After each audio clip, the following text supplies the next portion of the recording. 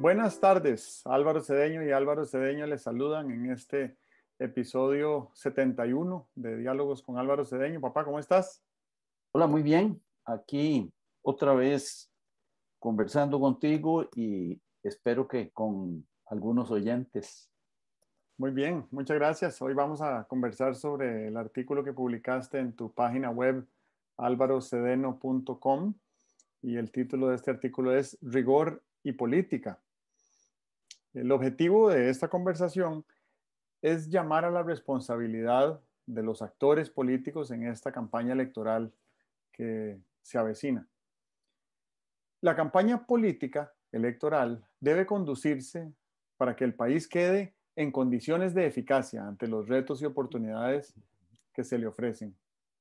¿De qué sirve el poder cuando el poder no tiene posibilidad de producir resultados? ¿Puede la forma de la campaña política transformar la eficacia del país? ¿Por qué buenas ideas sobre el sistema político se quedan sin ejecutar?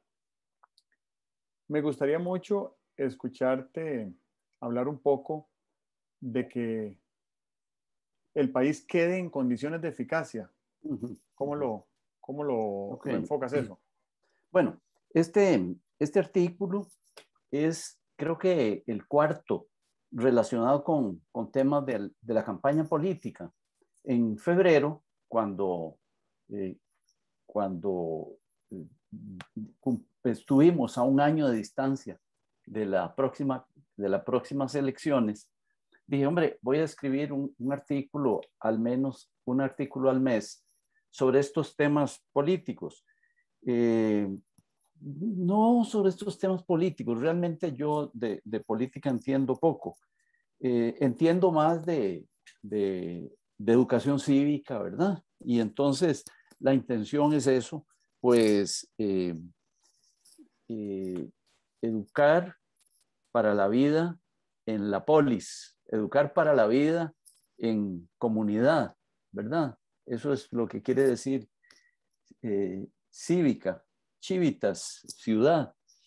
Eh, porque yo siento que es importante que en este esfuerzo nacional por mantener la democracia y por mantener la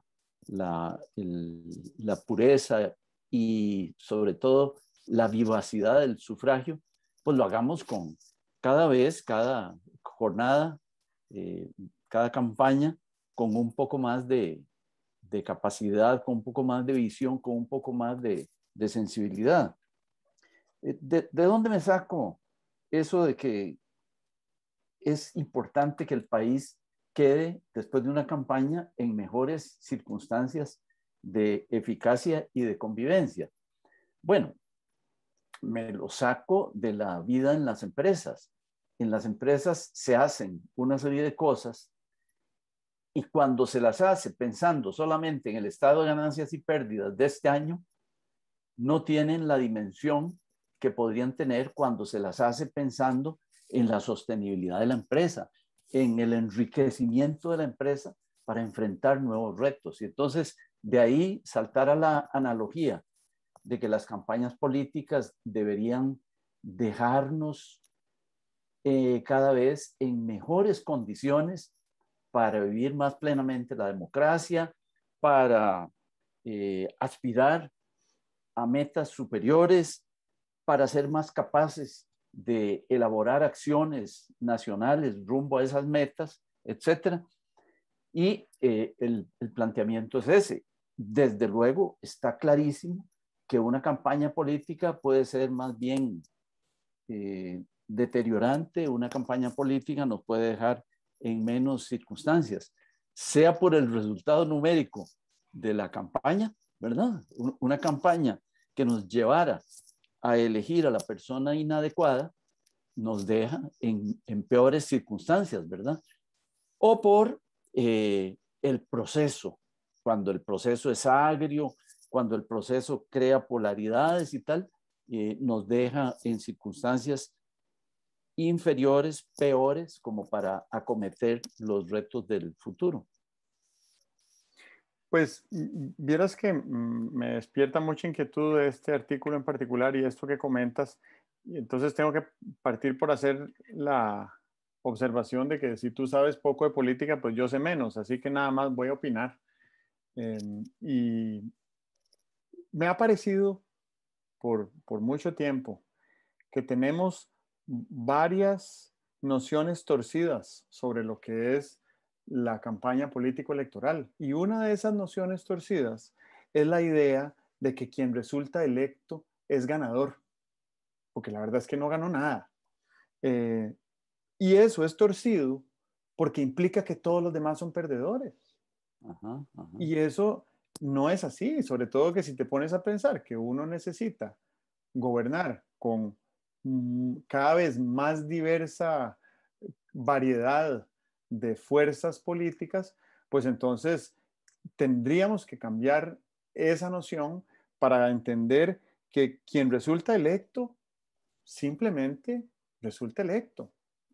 Y a partir de ahí inicia un proceso que me gustaría creer es de campaña política, no electoral, porque ya resultó electo, pero de campaña política. ¿Y qué es una campaña política? Bueno, podríamos elaborar sobre muchas posibilidades, pero una que hemos dicho acá repetidas veces eh, es que una campaña política es una campaña de educación. Si uno piensa que se puede crear valor a través de una campaña de este tipo entre múltiples actores, pues entonces ahí tenemos el sustrato de lo que es un buen ejercicio educativo, formativo, de cívica, ¿verdad? De patriotismo, de resolución de conflictos, por ejemplo. ¿Qué tal si la campaña se dedicara a diagnosticar con precisión cuáles son los asuntos más apremiantes del país y del planeta? Ujú, Y ujú. entonces, pues ahí sí, veamos a ver quiénes tienen los mejores planes para atender esas crisis, pero que podamos converger en un diagnóstico. Porque algo que no podemos hacer es salir a elegir eh, un grupo que va a conducir las riendas del gobierno por 4 años si hay uno o varios grupos que no creen en la ciencia climática, por ejemplo, o en la ciencia de las vacunas. Eso me parece que es preocupante Ajá. desde el punto de vista de las motivaciones que nos llevan al poder, porque me parece que hay agrupaciones que no están tan motivadas de llegar al poder para imponer la ciencia, pero sí me preocuparía que hubiera algunas organizaciones motivadas en llegar al poder para desacreditar la ciencia. Eh, También me parece que es una oportunidad, una campaña electoral para cogestar oportunidades. Y esas oportunidades creo que se configurarían en una agenda nacional que prácticamente nos dejaría indiferentes ante quién resulte electo, porque ya sabemos cuáles son los, no sé cuántos, 8, 10 temas que se deberían atender y con qué carácter de prioridad. Y al respecto de la agenda, lo último que quería decir en esta introducción es que las últimas encuestas que estamos viendo parecen indicar que algo que ya sabíamos hace 2 elecciones, y es que los partidos políticos son irrelevantes. Puede resultar electa una persona de cualquier partido político, grande o pequeño, viejo o nuevo. Pero ahora estamos empezando a ver que las personas también podrían ser irrelevantes, porque los niveles de impopularidad que tienen los y las candidatas que se están postulando eh, hace pensar que les va a costar muchísimo arrastrar masas críticas de votantes para para resultar electos. Y entonces me he formulado la pregunta de qué podría movilizar a unas masas críticas del electorado en las elecciones próximas.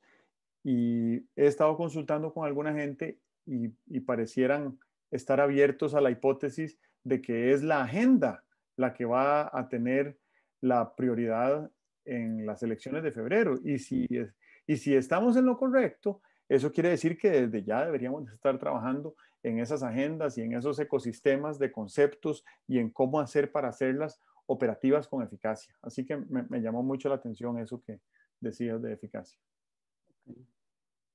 Oyéndote discurrir sobre eso, yo me ponía a pensar en cuál es la raíz de esa forma de competir que hay en las campañas políticas, porque tiene que tener una raíz, ¿verdad? Bueno, en primer lugar, debe tener una raíz muy primitiva, que es la raíz de las luchas, ¿verdad? De la territorialidad, de la importancia de ganar, sea que estés compitiendo en un torneo olímpico o que estés jugando chocolas con tus amiguillos en el kinder. Entonces, posiblemente haya un impulso ciego a ganar y eso hace que la campaña sea como es y además condiciona también la forma como los participantes funcionan en la campaña. Entonces, valdría la pena revisar si es que vamos a la campaña política, igual que vamos a un partido, para que ganen los verdes o los azules o los negros o los morados, ¿verdad? Ok. Entonces, la búsqueda de cuáles serán esos paradigmas. En segundo lugar, me parece que eh, hay una cuestión que posiblemente tenga relación con nuestros primeros contactos con la autoridad. Posiblemente cuando éramos aquí una sociedad indígena feliz, cuando vinieron los españoles, pues nos encontramos con que el gobernador tenía poder, era temido, tenía la capacidad de determinar cosas y tal. Entonces seguramente nos pusimos a ver al gobernador hacia arriba, ¿verdad? Como si esa cosa fuera una gran cosa. Eh, entonces, eso posiblemente nos ha llevado a desvirtuar algo que se sabe bastante bien. Vamos a ver. Ser electo para un cargo significativo, ¿verdad? Ser electo presidente de la República, realmente no es ganar un cargo, cuando es eh, las limitaciones de la presidencia, la frustración de los presidentes en una república y tal y cual, te queda muy claro que lo que se ha ganado no es un cargo, que lo que se ha ganado es una carga. Y bueno, ¿qué tal si empezáramos a darnos cuenta de que detrás de lo que uno anda cuando está en campaña política es detrás de una carga? Yo pienso, y lo pienso con toda claridad, que uno puede querer ponerse una carga. Yo creo que todos los que eh, tenemos alguna experiencia en ir viviendo, sabemos que hay cosas que uno las elige a pesar de que sabe que son una carga y eso te da realización y te satisface el espíritu de contribución y tal y cual.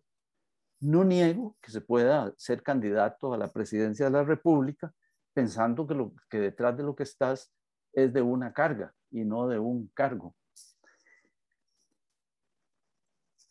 Esto finalmente me hace pensar que es importante tomar los paradigmas tal y como son, ¿verdad? Busco un cargo, esto es como un combate, yo quiero ganar, ¿verdad? Es lo que decías antes de por qué tenemos que pensar en que unos ganaron y otros perdieron. Posiblemente si uno tuviera un concepto claro de lo que es ser oposición, estaría diciendo, ganamos. Y solo que yo gané para ser oposición y ellos ganaron para ser gobierno. Pero ser oposición es tan importante como ser gobierno y tiene las mismas responsabilidades y las mismas posibilidades de influencia, ¿verdad? Entonces deberíamos ampliar la conciencia que tenemos sobre estos elementos tan fundamentales como detrás de qué estamos, de un cargo o de una carga. Pensamos que quedar en la oposición es haber perdido y tal. Eso ampliaría nuestra conciencia y nos ayudaría a refrescar muchísimo la forma como conducimos no solamente las campañas, sino cómo conducimos el país. Imagínate lo que sería gobernar un país donde hoy eres oposición responsable y eres tan responsable que en la próxima campaña sales electo para gobernar, pero te pones ahí a gobernar sabiendo que enfrente tienes una oposición responsable. Esto, claro, podría alguien decir, está soñando, las cosas no son así. De acuerdo, las cosas no son así, pero ¿qué impide que lleguen a ser así? ¿Por qué no puede el ser humano, igual que en muchos aspectos hemos venido superando la lucha física, igual que en muchos aspectos hemos venido superando la guerra, hemos venido superando, eh, el derecho es un ejemplo, hemos venido superando la justicia por mano propia con el derecho, que es una maravilla? Bueno, un día tenemos que haber superado estos paradigmas limitadores con los que concebimos la política y las campañas electorales, haberlas superado con una conciencia más madura, más amplia, de mejores resultados, más funcional sobre estos paradigmas o piezas fundamentales de la vida política. Mira, vieras que algunas pequeñas reformas, y digo pequeñas porque de verdad son pequeñas, casi que acupunturales, que se le podrían hacer al sistema político para hacerlo un poquito más funcional. En el caso particular de la democracia costarricense, del sistema de gobierno, podríamos considerar el modelo electoral francés, que tiene una elección periódica cada 4 años en la que se elige al presidente de la República. Y un mes después se hace la elección de los puestos al Congreso. Entonces, cuando vamos a elegir los puestos al Congreso, ya sabemos quién va a ser el presidente y con qué agenda llegó. Y entonces podríamos decidir con mucho mejor criterio y con mucha mejor información si queremos darle los diputados que necesita para gobernar según lo que dijo que iba a hacer y que ya recibió el apoyo de una masa crítica, ¿verdad? De una mayoría de votantes. Otra cosa es que el, el poder, el poder formal de la presidencia de la República es cada vez más reducido. Por un montón de factores, ¿verdad? Muchos burocráticos, institucionales, jurídicos. En el caso particular de Costa Rica, el 98 y pico por ciento del presupuesto nacional está asignado de arranque, ¿verdad? Entonces, el margen de decisión presupuestaria que tiene el jefe de Estado, el Poder Ejecutivo, el presidente de la República o los ministros, es ínfimo. Como para decir, vamos a mover la palanca, vamos a causar impacto. Bueno, puede causar todo el impacto que pretenda con una palanquita muy pequeña presupuestaria. Después está la circunstancia de los pesos y contrapesos también, ¿verdad? Que tenemos un poder judicial que desde unos años para acá, la creación de una sala constitucional le ha dado unos poderes extrajudiciales, al punto tal de que una resolución constitucional puede, eh, puede crear política, puede crear normas, ¿verdad? Puede eh, conducir el cauce del Estado en una dirección particular. Y eso también hay que considerarse. Y lo otro es que las redes sociales han magnificado muchas veces el poder de la prensa, eh, y la prensa ha visto en las redes además una seria amenaza a su modelo de negocio, y las nuevas versiones que hemos visto de periodismo. No podría denominarle periodismo a algunos ejercicios que vemos hoy si los comparamos con periodistas de la talla de los que había antes, ¿verdad? Alberto Caña, Julio Rodríguez, no sé, Parmenio Medina. Hoy en día son unos modelos de negocio que tienen las mismas intenciones que cualquier formador de opinión en redes sociales. Dependen de cuánta simpatía cosechen. Y yo creo que esa no es la función de un periódico, ¿verdad? Cosechar simpatía.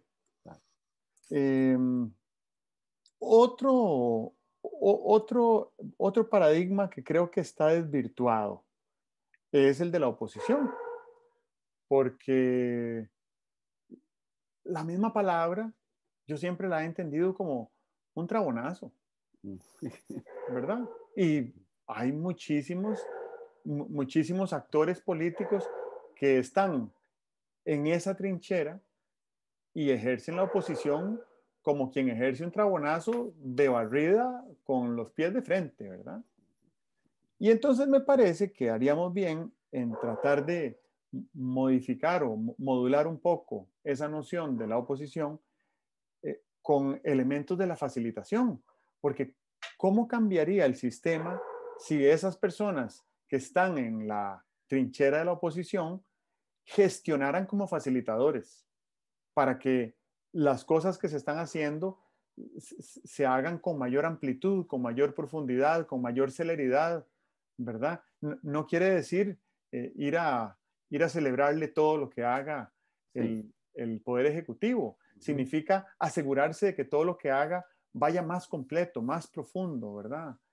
Con otro tipo de elementos que tal vez no se consideraron a la hora de presentar un proyecto de ley, porque en eso consiste el trabajo del poder legislativo, es enriquecer todos los proyectos de ley y no oponerse a los que no son propios. Y lo último que iba a mencionar es que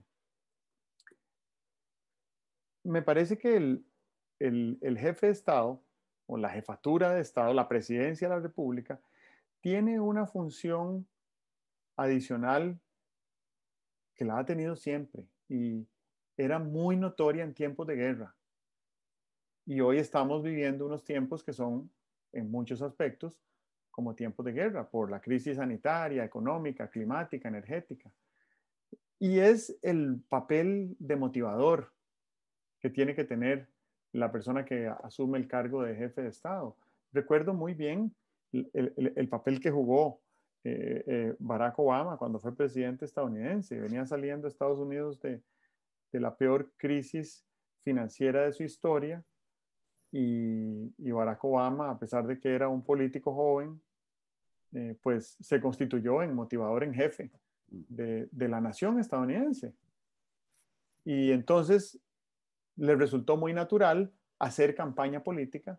De nuevo, no es campaña electoral, ya fue electo, pero es campaña política, es educar, es atraer opositores o atraer adversarios para que juntos construyan algo de valor para todos, ¿verdad? Esa gestión motivadora, yo creo que forma parte de la gestión de acuerdos que tiene mucho que ver con el cómo, ¿verdad? Con la estrategia del liderazgo de la persona que ocupa el cargo.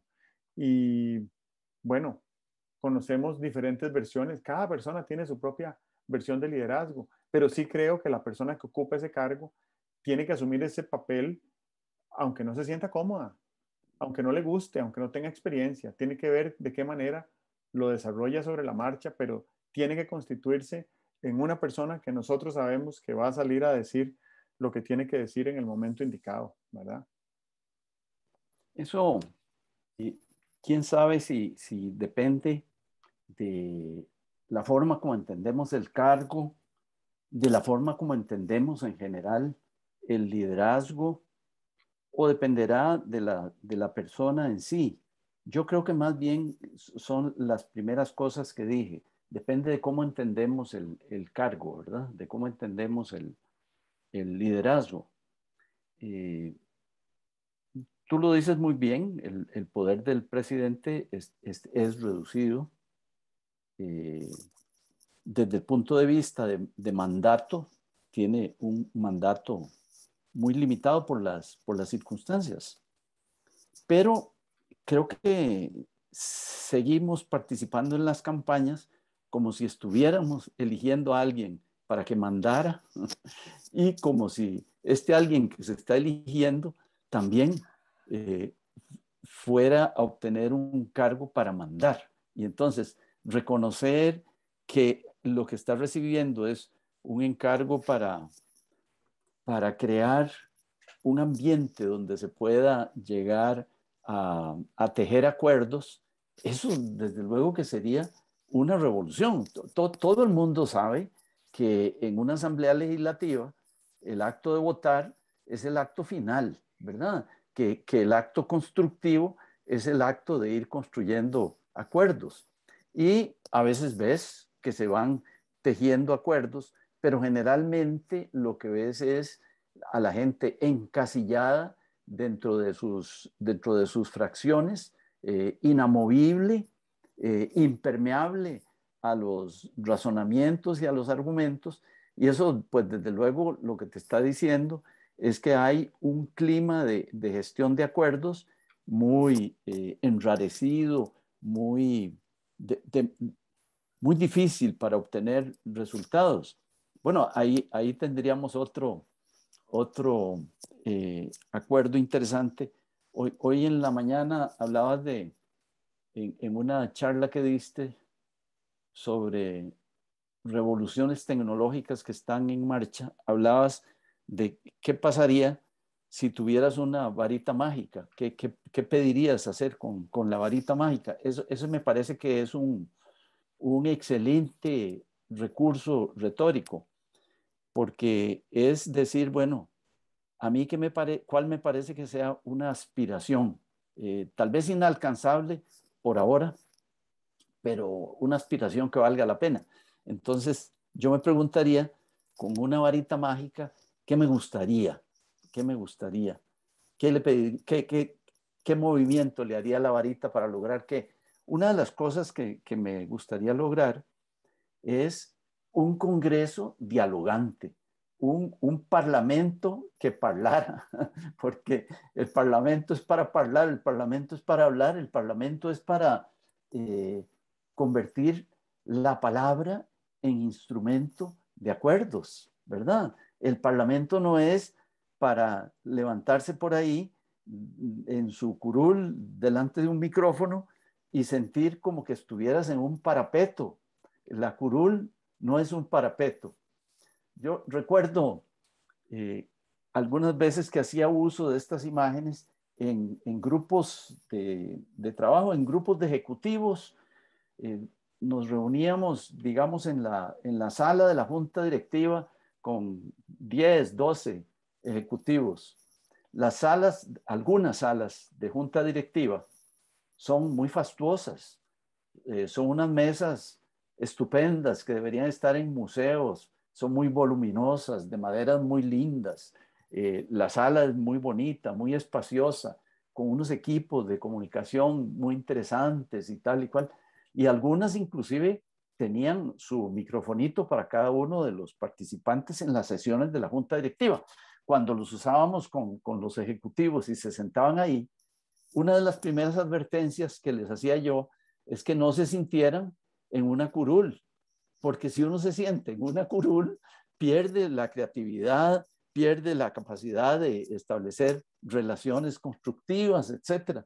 O sea bueno, a lo mejor lo que le pediría, lo que pediría hacer a mi varita mágica sería que alguien dijera, hombre, vamos a reunir el Congreso, pero lo vamos a reunir una vez al mes en el edificio del Congreso, pero las otras veces al mes nos vamos a reunir en una finca, nos vamos a reunir en un hotel de playa, en un hotel de montaña, porque el ambiente es totalmente distinto. No se puede, creo yo, establecer puentes con espontaneidad si estás metido en una puñetera curul donde sientes que estás defendiendo lo que tu fracción defiende, ¿verdad?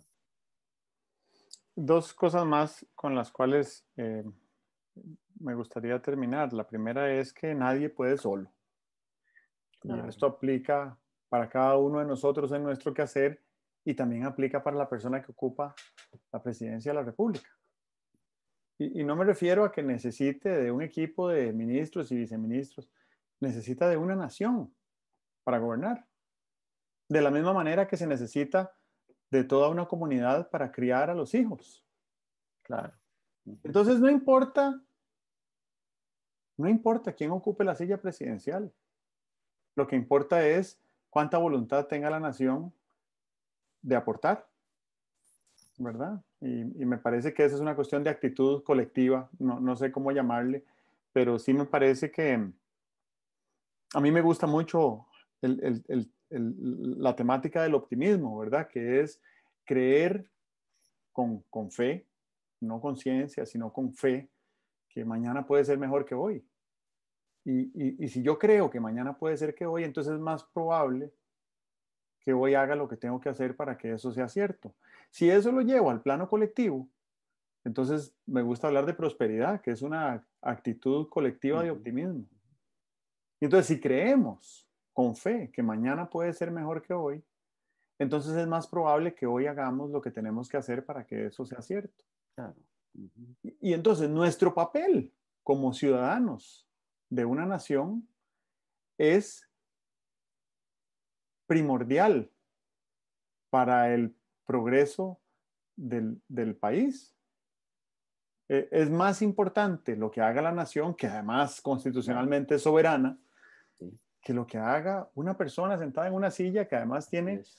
una enorme cantidad de presiones y responsabilidades y constreñimientos y imposibilidades y incompatibilidades, ¿verdad? Y además muchas limitaciones de tiempo. Es un cuello de botella. El presidente de la República es un cuello de botella. Entonces nosotros que somos el caudal, no deberíamos de tratar de meterlo todo por ahí. Es contraproducente. Eso es la definición de la ineficacia. Claro, claro. Y lo otro, con lo que termino, es con otra, con otra, con otro elemento desvirtuado que tiene nuestro sistema político, y es que los legisladores, los parlamentarios, los congresistas, los diputados, tienen inmunidad parlamentaria. Entonces pueden decir cualquier cosa, aunque sea mentira, y no son responsables por lo que dicen. Y si eso lo contrasto con la responsabilidad que tiene un funcionario diplomático, que más bien cada vez que abre la boca está hablando en nombre del Estado, ahí hay un contraste muy grande, porque entonces eso le obliga a un funcionario diplomático a ser absolutamente cauteloso, preciso, comedido, sobrio en el uso de la palabra. Y un legislador que está ahí para construir el andamiaje jurídico político para el futuro del Estado y del gobierno y de la nación, puede decir lo que quiera de manera irresponsable. Yo creo que ahí podríamos también considerar la posibilidad de que se les exija más responsabilidad a los que hacen uso de esos micrófonos en las curules. Claro, claro.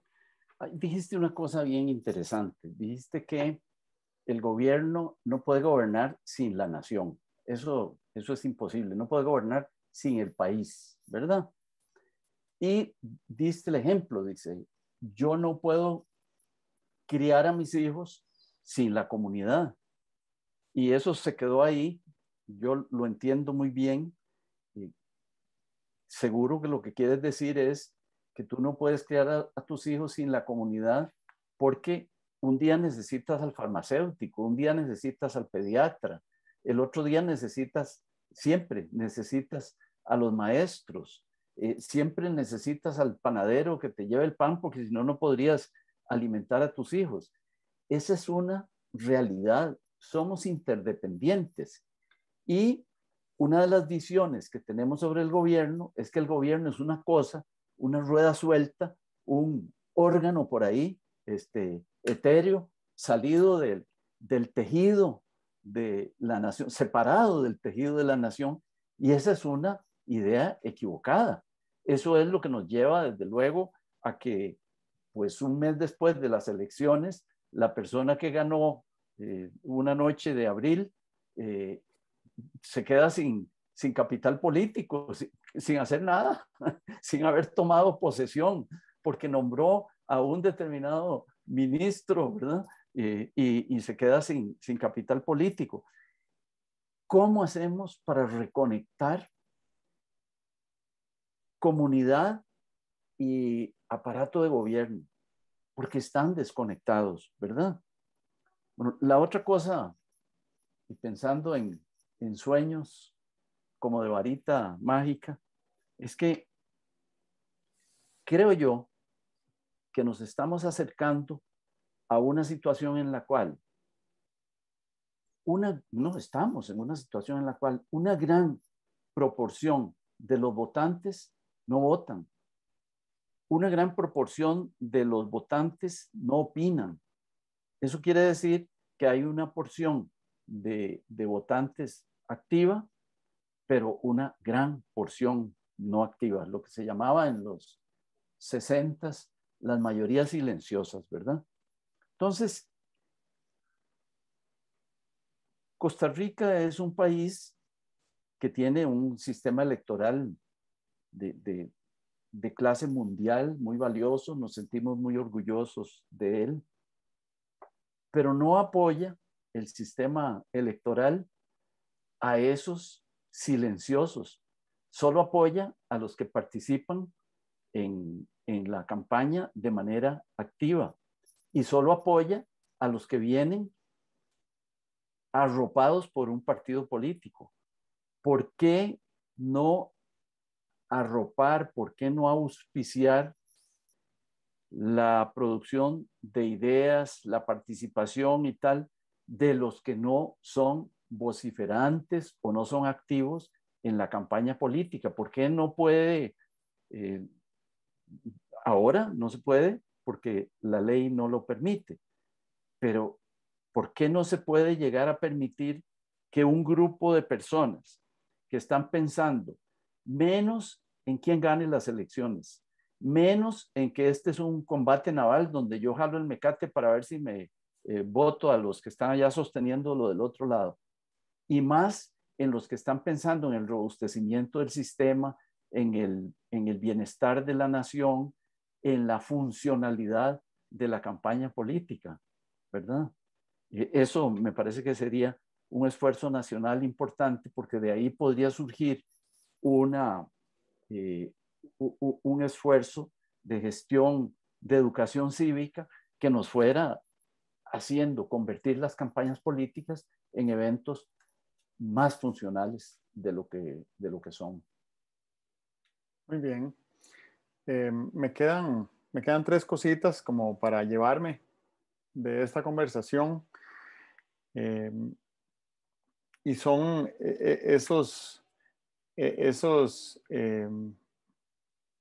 esas falsas concepciones de nuestro sistema, ¿verdad? El primero es que resultar electo implica ganar algo.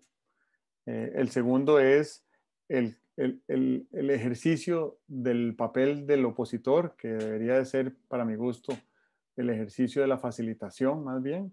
Y el tercero es esta irresponsabilidad con la que hablan los legisladores, que podrían hacer un voto ético de asumir responsabilidad en lo que digan, aunque jurídicamente no son perseguibles, porque yo entiendo por qué existe, Sí, claro.